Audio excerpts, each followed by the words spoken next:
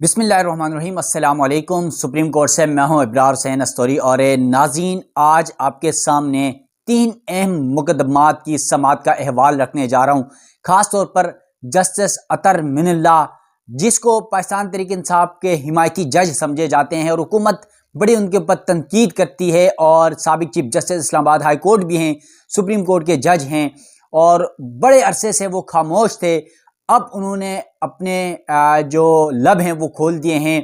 बड़े अहम बातें की है जस्टिस अतर मिनल्ला साहब ने कमरे अदालत में, और यूं लगता है कि बिल आखिर उन्होंने अपने जो ज़बान उनकी बंद की गई थी उसके पीछे एक वजह ये बताई जा रही थी। कुछ अरसे से एक अफवाह गर्दिश कर रही थी कि शायद जो इस वक्त साबिक DGISI जनरल रिटायर फैज़ हमीद जो फ़ौज की तहवील में हैं, उन्होंने जो 9 मई समय जो दिगर सियासी या जजेस के साथ ताल्लुकात या मामलात के ऊपर जो बातें की हैं या जो सबूत पेश किए हैं या जो गवाहियाँ दी हैं, उसके मुताबिक ये कहा जा रहा था, एक जज का नाम लिया जा रहा था और मुमकिना तौर पर यह तासुर जा रहा था कि कहीं जस्टिस अतर मिनल्ला साहब का नाम ले रहे हैं वो। इसके अलावा इमरान खान के हवाले से भी उन्होंने 9 मई के वाक़यात, सियासी फ़वाइद पहुँचाने के मामलात के ऊपर भी चीज़ें थी, तो इसलिए जस्टिस अतर मिनल्ला साहब को कुछ अरसे से ऐसा लग रहा था वो खामोश हैं। लेकिन अब उन्होंने अपनी ज़बान खोल ली है और बिल आखिर वो उन्होंने क्या अल्फाज इस्तेमाल किए हैं, क्या कुछ का अदलिया के हवाले से, पार्लिमान के हवाले से, सियासत के हवाले से, उसकी तफसीलात भी आपके सामने रखूँगा।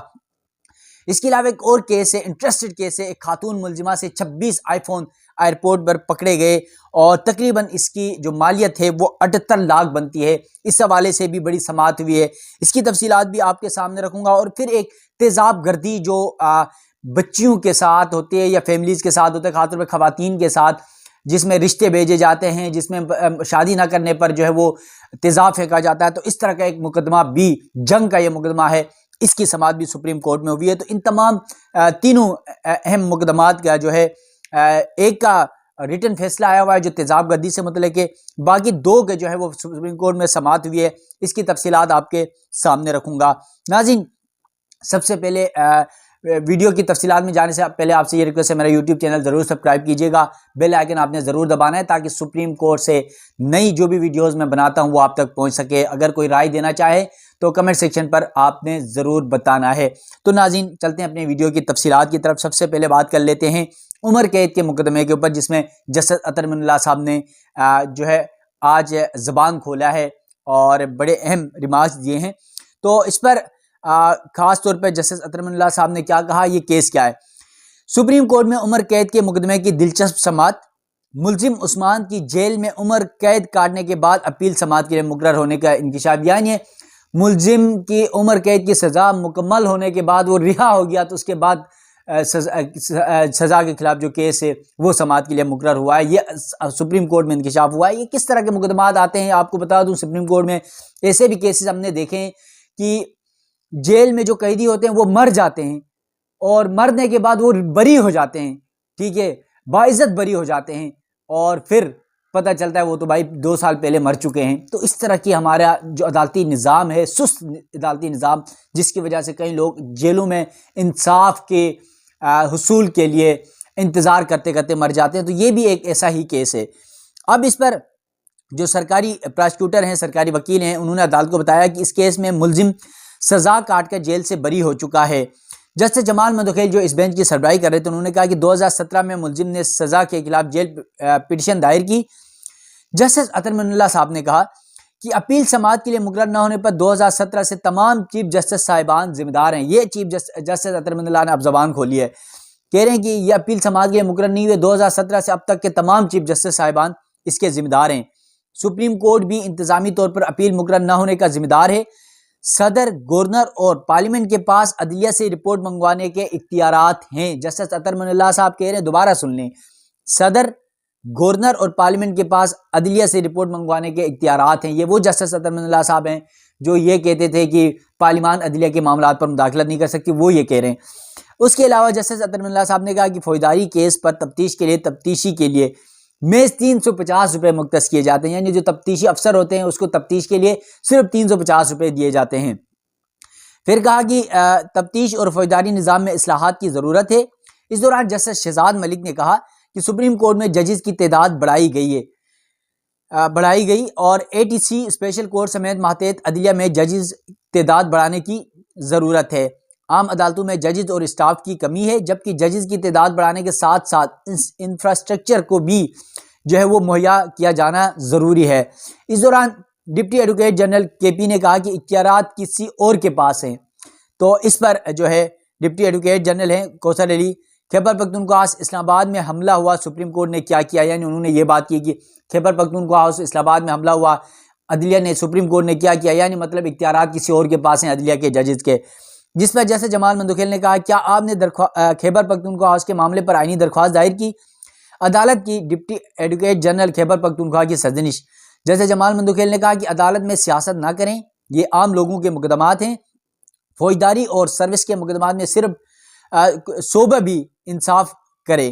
اس کے علاوہ جیسے شہزاد ملک نے کہا لاہور ہائی کورٹ میں 4 لاکھ مقدمات زیر التوا ہیں، اور یہ کیس جو تھا عثمان کو 2007 شیخ پورہ میں یاسین نامی شخص کو قتل کرنے پر عمر قید کی سزا سنائی گئی تھی۔ عدالت نے ملزم کی عمر قید کی سزا میں کنورٹ کر کے جیل سے رہا کرنے کے سبب مقدمہ نمٹا دیا تھا۔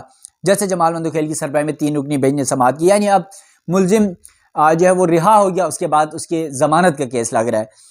اچھا، اس کے علاوہ جو دوسرا کیس تھا وہ تھا پنجاب کے ضلع جنگ کے حوالے سے، جس میں تیزاب گردی کے حوالے سے پنجاب کے ضلع جنگ میں رشتے سے انکار پر لڑکی، اس کی والدہ اور بچے پر تیزاب پھینکنے کا معاملہ، جیسے جمال مندوخیل کی سربراہی میں 3 رکنی بینچ نے سماعت کی۔ وکیل ملزم نے کہا کہ میرے موکل پر انسداد دہشت گردی دفعات کے تحت مقدمہ درج ہوا۔ جیسے جمال مندوخیل نے کہا انسداد دہشت گردی کے شیڈول میں جرم کا آنا الگ چیز ہے۔ انسداد دہشت گردی کے تحت کسی جرم کا شیڈول کے زمرے میں لانے کی وجہ جلد ٹرائل ہوتا ہے، جبکہ عام قتل میں اناد مختلف ہوتا ہے۔ دہشت گردی کے واقعات میں ریاست سے دشمنی وجہ اناد ہوتا ہے، اور کوئٹہ میں وکلاء پر دہشت گردی کا افسوسناک واقعہ ہوا جس کا مقصد عدالتی نظام کو جام کرنا تھا۔ سانحہ IPS میں دہشت گردوں کی بچوں سے دشمنی نہیں تھی، یعنی سانحہ IPS آپ کو یاد ہو تو پشاور آرمی پبلک سکول میں جو 144 بچوں کو شہید کیا گیا تھا، اس حوالے سے آج عدالت میں بھی ذکر ہوا۔ پھر انہوں نے کہا کہ APS سانحہ کا مقصد ریاست سے دشمنی اور نظام کو جام کرنا تھا۔ اگر دہشت گرد گروہ اغوا کرے تو تاوان کا پیسہ دہشت گردانہ کارروائیوں کے لیے استعمال ہوتا ہے، اگر کوئی عام شخص تاوان کے لیے اغوا کرے تو اس کی نوعیت مختلف ہوتی ہے۔ جسٹس شہزاد احمد ملک نے کہا کہ وکیل صاحب تیاری کر کے آئے۔ جسٹس جمال مندوخیل نے کہا کل ہم نے جوڈیشل کمیشن کے مجوزہ رولز پبلک کیے ہیں، مجوزہ رولز کے لیے اب دیکھنا ہے کہ نامزد امیدوار کو قانون کی کتنی سمجھ بوجھ ہے، جس پر جسٹس اطہر من اللہ نے پھر بات کی۔ ویسے جو اپروچ کرتے ہیں وہ بتاتے نہیں، یعنی جو رولز بنائے گئے اس میں جیسے جمال مندوخیل صاحب نے لکھا ہے اس رولز میں کہ جوڈیشل کمیشن کے کسی ممبر سے اگر کوئی بھی جج یا وکیل جو امیدوار ہے جج بننے کا ہائی کورٹ کا یا سپریم کورٹ کا، اگر جوڈیشل کمیشن کے ممبر سے رابطہ کرتا ہے تو اس کو وہ جج نہیں بنایا جائے گا۔ تو اس پر جسٹس اطہر من اللہ صاحب نے کہا جو اپروچ کرتے ہیں یا جو رابطے کرتے ہیں وہ کسی کو بتا کر نہیں کرتے ہیں۔ اس دوران جیسے شہزاد ملک نے کہا کہ بچوں پر تیزاب پھینکنا بہت بڑا ظلم ہے، بچوں کی ساری زندگی تباہ ہو جاتی ہے، بچیوں کی، خاص طور پہ جو خواتین ہیں ان کی بات کریں، بچیوں کی، اور رشتے سے انکار پر تیزاب پھینکنا انتہائی المناک واقعہ ہے۔ عدالت نے وکیل صفائی کو کیس کی تیاری کرنے کے لیے وقت دیتے ہوئے سماعت ملتوی کر دی، اور جنگ کی رہائشی عصمت اللہ کو تیزاب گردی کے الزام پر عمر قید کی سزا سنائی گئی ہے۔ 2014 میں یہ واقعہ پیش آیا تھا، اور اس نے بچے اور خاتون کو یعنی رشتہ نہ دینے کی بنیاد پر لڑکی پر انکار کرنے پر والد اور اس لڑکی پر اور بچے پر وہ تیزاب پھینکا تھا، تو یہ مقدمہ تھا۔ اس کے علاوہ سپریم کورٹ میں ایک کیس اور بھی ہے جس کے حوالے سے سپریم کورٹ نے ایک تحریری فیصلہ بھی جاری کیا ہے، جس میں آئی فون کے حوالے سے ہے۔ سپریم کورٹ نے آئی فون اسمگلنگ کی ملزمہ آمنہ ناز کی ضمانت منظور کر لی۔ آئی فون اسمگلنگ کی ملزمہ آمنہ ناز کی ضمانت 2 لاکھ روپے کے مچلوگوں کے عوض منظور کی گئی ہے۔ سپریم کورٹ نے لاہور ہائی کورٹ کا فیصلہ کردم قرار دے دیا۔ ملزمہ آمنہ ناز کی ضمانت بعد از گرفتاری کا فیصلہ جسٹس مسرت ہلالی نے تحریر کیا ہے۔ سپریم کورٹ میں جسٹس مسرت ہلالی نے اپنے فیصلے میں لکھا کہ ضمانت منسوخی کے وقت عدالت کو ملزمہ کا خاتون ہونا مد نظر رکھنا چاہیے تھا۔ ملزمہ کا مجرمانہ ریکارڈ، جرم کی نوعیت اور فرار نہ ہونے کو بھی مد نظر رکھا جانا چاہیے۔ اس کے علاوہ انہوں نے کہا کہ صرف قانون کا حوالہ دے کر سزا سنانا غیر مناسب ہے۔ ملزمہ کا کوئی مجرمانہ ریکارڈ نہ ہی اشتہاری ہونے کا کوئی ریکارڈ موجود ہے۔ سپریم کورٹ نے کہا کہ لاہور ایئرپورٹ پر دوران چیکنگ ملزمہ سے 26 آئی فون برآمد ہوئے، اور 26 آئی فونز کی مالیت 78,46,798 روپے بنتی ہے۔ یعنی یہ 78 لاکھ روپے کے 26 آئی فون ہیں اور یہ اس خاتون سے برآمد ہوئے تھے، تو یہ ان کی ضمانت دی گئی ہے جسٹس مسرت ہلالی نے، اور یہ سپریم کورٹ نے تحریری فیصلہ جاری کیا۔ تو یہ 3 اہم مقدمات کا احوال میں نے آپ کے سامنے رکھا۔ ناظرین، سپریم کورٹ سے مزید جو بھی ڈیولپمنٹس ہوگی اس حوالے سے بھی آپ ناظرین کو آگاہ کروں گا۔ مجھے دیجیے گا اجازت، اللہ حافظ۔